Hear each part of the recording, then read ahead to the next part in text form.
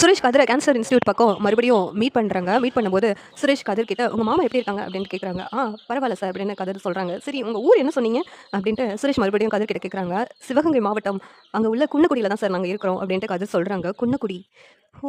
மீனாவும் குன்னக்குடியிலேருந்து தானே வரா? அவங்க மாமனார் எல்லாருமே அங்க தானே இருக்கிறாங்க.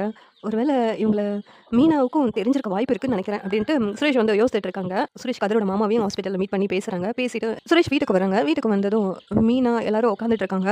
அப்ப சுரேஷ் வந்துட்டு, "மீனா இன்னைக்கு ஒருத்தவங்கள கேன்சர் இன்ஸ்டிடியூட்ல பார்த்தேன். பாவம் அவங்க உங்க ஊர்லேருந்து தான் வராங்களாம். அவங்களுக்கு குடல்ல கேன்சர் இருக்குன்னு சொல்லிட்டு சொன்னாங்க. எனக்கே கஷ்டமாயிடுச்சு. அவர் பேரு முத்துவேல்னு சொன்னாரு. அப்படி யாரையும் உனக்கு தெரியுமா?" அப்படின்ட்டு சுரேஷ் வந்து கேட்குறாங்க. உடனே "என்ன பேர் சொன்னீங்க?" அப்படின்ட்டு ராஜி கேட்குறாங்க.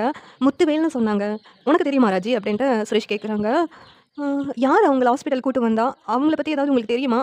அப்படின்னு சொல்லிட்டு ராஜி கேட்டதும், "உங்க மருமகன் தான். அவங்க மாமனார தனியா இங்க ஹாஸ்பிட்டல்ல கூட்டு வந்து ட்ரீட்மெண்ட் பண்ணிக்கிட்டு இருக்காங்க." அப்படின்னு சொல்லிட்டு சுரேஷ் சொல்றாங்க. "அக்கா அப்பாவுக்கு ஏதோ ஆயிடுச்சு போலுக்க. அதான் கதிர் என்கிட்ட சொல்லாம மறைக்கிறான்." அப்படின்ட்டு ராஜி அழுகுறாங்க. உடனே மீனா இருந்துட்டு, "ராஜி எதுக்காக அழுகுற? ஏன் உங்க அப்பா பேர் தான் முத்துவேலா இருக்குமா?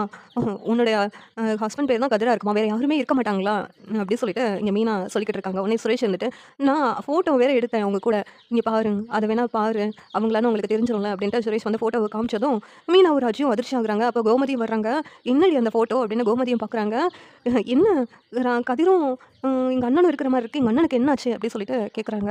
உடனே ராஜி தேம்பி தேம்பி அழுதுகிட்டு இருக்காங்க. அப்புறம் உண்மையெல்லாம் சொன்னதும் கோமதியும் பதறி போயிருக்காங்க. சுரேஷ் வந்துட்டு, "பயப்பட வேண்டாம். ஒண்ணும் இல்ல. அவங்களுக்கு ஆப்ரேஷன்லாம் முடிஞ்சுச்சு. நல்லா தான் இருக்காங்க." அப்படின்னு சுரேஷ் வந்து ஆறுதல் சொல்லிட்டு இருக்காங்க. நேரத்துல போய் பார்க்கணும்னு சொல்லிட்டு எல்லாரும் முடிவெடுக்கிறாங்க. சீரியல் எப்படி நல்லா இருக்கும் நீங்க நினைக்கிறீங்கன்னு கமெண்ட் பண்ணுங்க. இந்த வீடியோ பிடிச்சிருந்தா லைக் பண்ணுங்க, ஷேர் பண்ணுங்க, சப்ஸ்கிரைப் பண்ணுங்க. Thank you.